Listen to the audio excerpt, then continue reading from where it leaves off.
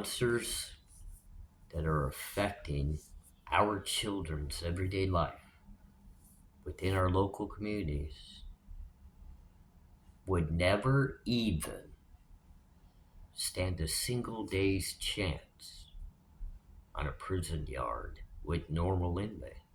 They're not allowed to be there. They're monitored. And they're handled immediately. Yet in our everyday society, where our 10-year-olds, our 11-year-olds, our up and coming children that are ready to age into young adults and become the wave of the future of our very country and existence, live within a risk factor that they should never have to be in.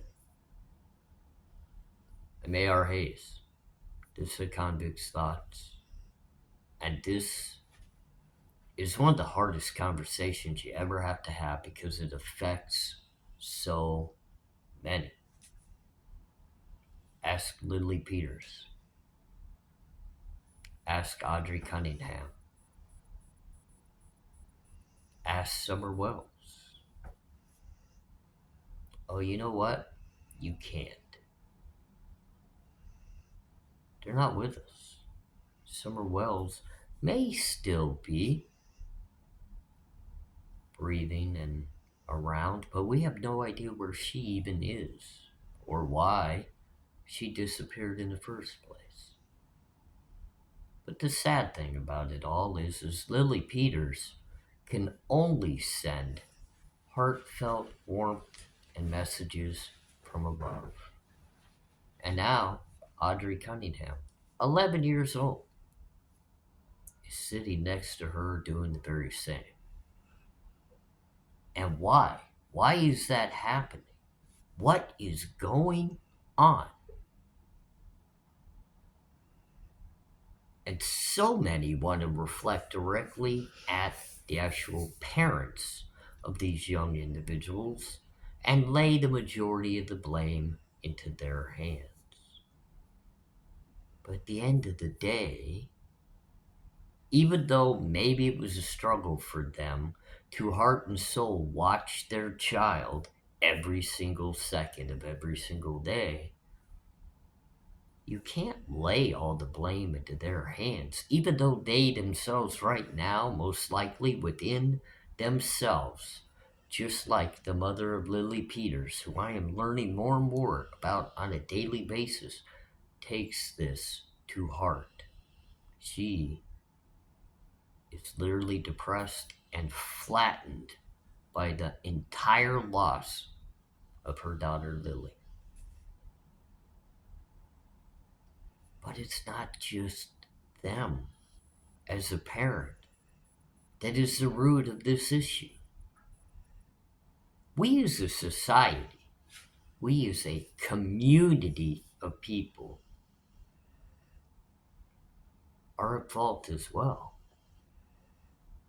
But even on a larger scale than just that, our justice system, our very protection of getting these monsters, these predators that commit these types of crimes that involve our children,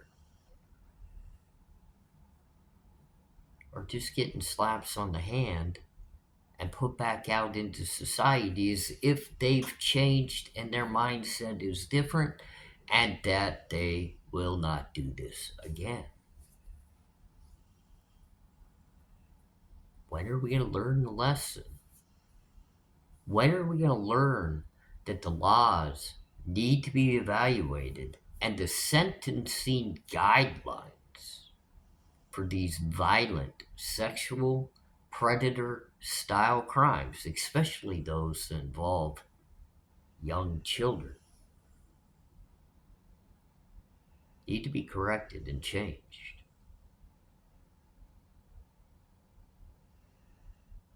The justice system, the courts, and I hate to let you know this, but I've been there, I've walked in this footpath. The court systems almost in the dark side of things, expect and hope that the inmates sentenced to DOC, prison time, are going to handle these individuals in the manner that's known that they should and will, so that the system doesn't have to worry about doing it. But at the end of the day, these people still find their way out, and they haven't learned a lesson, and they still, for some reason, fall back into that mold as a predator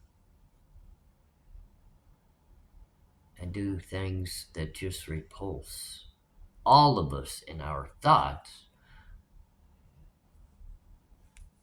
but they devastate our children's lives. Audrii Cunninghan, her family just thought that their friend would drive her to and from school. Never once did they take into account what he actually was, what type of predator he actually always would be, until it happens and it's too late. A young lady, 11 years old, tied to a rock, thrown in the river.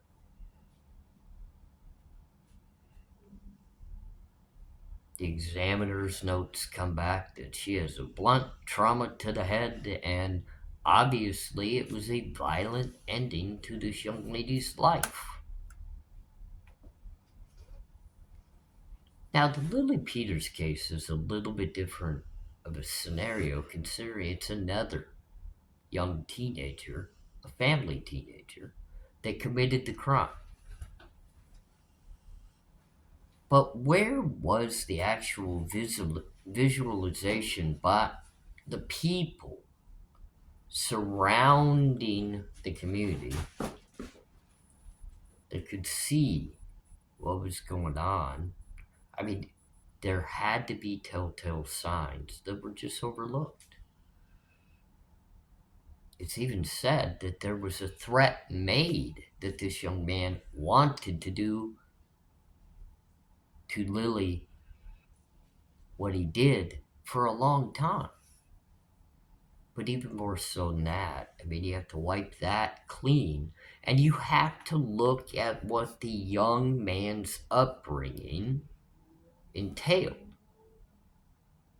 Look at what his so-called loving and adoring, everyday confiding father was.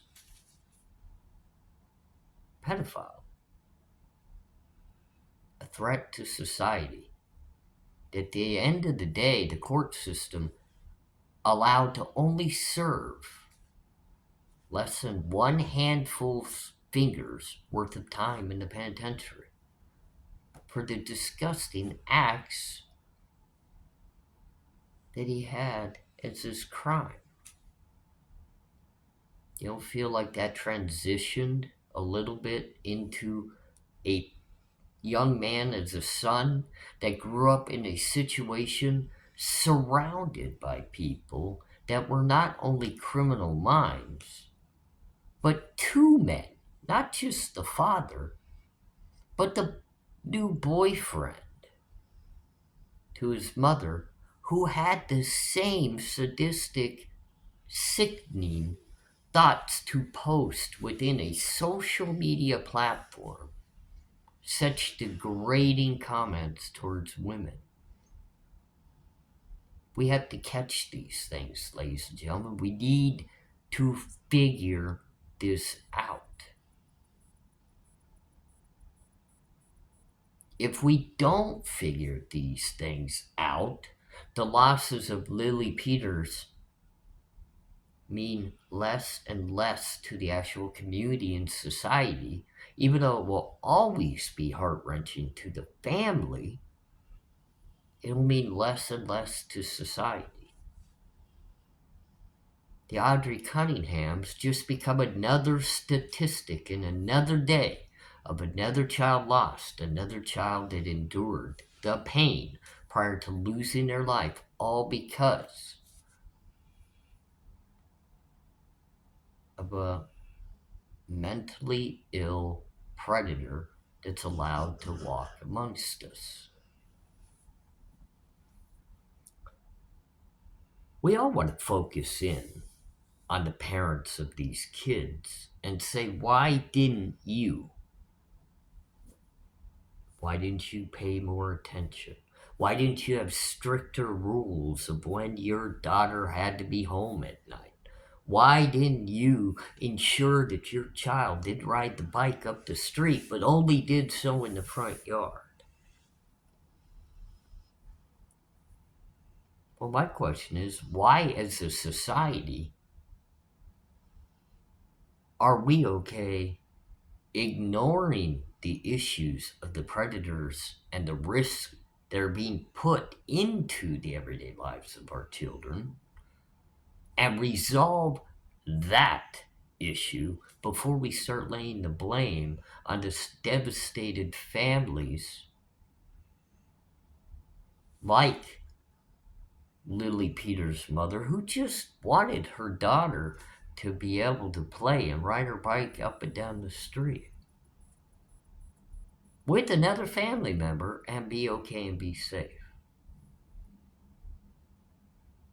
And I know, we, as an entirety, we want to look at and say, well, Lily's mom had her own issue. She had a criminal history. She had an addiction issue. And my point is very simple. Stop it.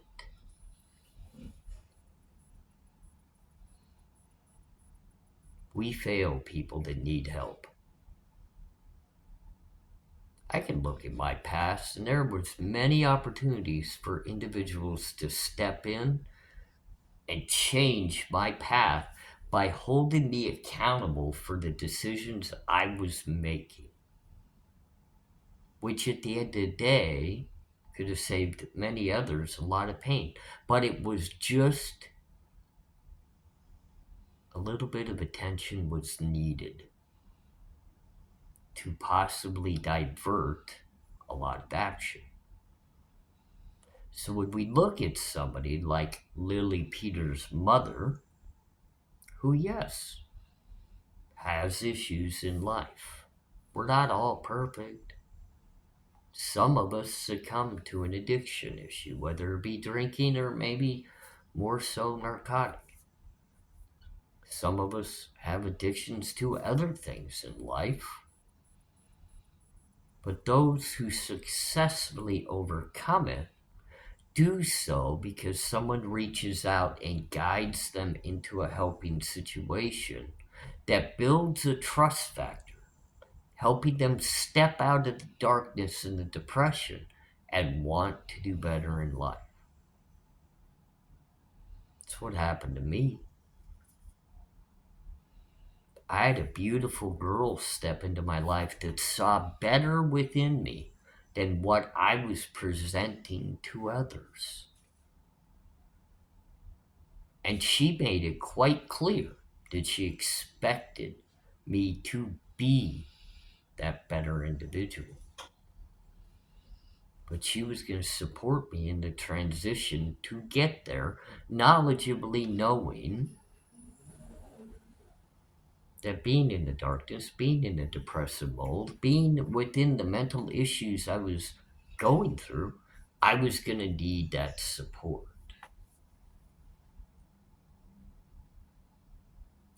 I know Lily's mom, Jennifer, is struggling. I know she's in a very dark place today. She has 4 other children outside of Lily who she lost. And right now she has major trust issues, and maybe even more so than that, relapsing back into prior issues. And she needs people to understand that we're not perfect and help guide her back into making better decisions. And I, for one, want to be one of those people. And I hope that she can see my genuine factor of this video as I do discuss things with loving family members I don't judge. I just want to help you be better by holding you accountable through your own actions and decisions. And the only way I can do that, and we as a society and as a community can do that, is to support without judgment and by good leadership.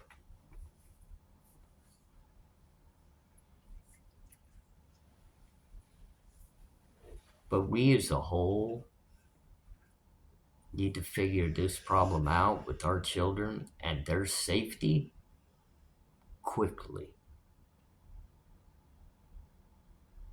Need to be more vigilant, but even more so, we need to pressure and put more weight into the justice system and the way that they handle the people that are committing these sadistic crimes. We need to stop it, put our foot down. These individuals are getting the lightest of sentences within the penitentiaries, and then when they get there, and I hear many of you say that certain types of criminals, maybe all criminals, don't deserve any luxuries when they get to the penitentiary. They shouldn't have TVs. They shouldn't get these benefits. Well, now, really focus on the fact and think about it within your minds that these sick, sadistic, predator style that are hurting our children have it the easiest on the yards that they go to. They're practically on minimum work camps preparing to go back out into society because they haven't been accounted for to a high enough level of a charge to ensure they're going to spend more and more time locked up learning their lesson. I want to tell the court systems and the people in the power that control these people's sentences, quit relying on what you believe the inmates will do once these people get housed, and actually start sentencing them accordingly.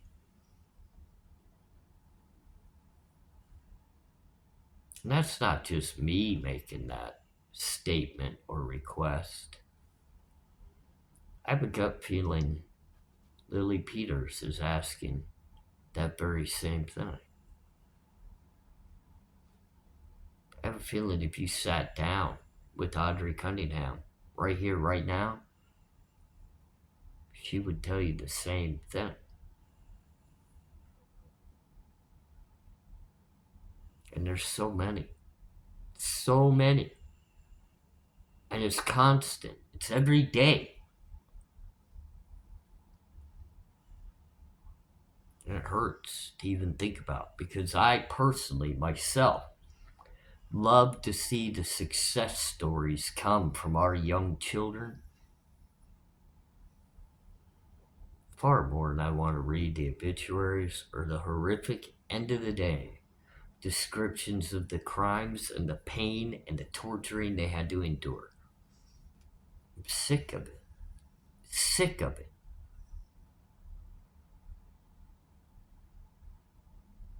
I hope we can all come together and realize that change only comes through us, through the voices that speak together in power to be heard.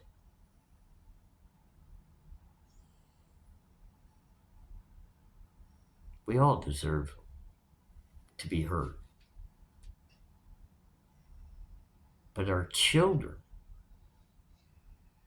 our little ones, our futures, our everyday young, energetic, playful babies need to be heard. It's a stance that we all can take. For all of you grandmothers and grandfathers, great grandmothers, grandfathers, great grandfathers, aunts and uncles,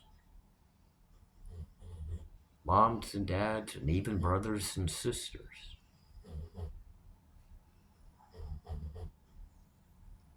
I implore you to use your voice and protect our children in every single way possible so that we can again trust that our community will allow them to ride their bike in peace and enjoy their time after school prior to having to come in, spend some family time, do the chores, get their homework done before we tuck them into bed, and we all tell each other we love each other. That's the way it's supposed to be. Not tied to a rock, thrown into a river, not taken into the woods and hidden by a family member so that we may never be found.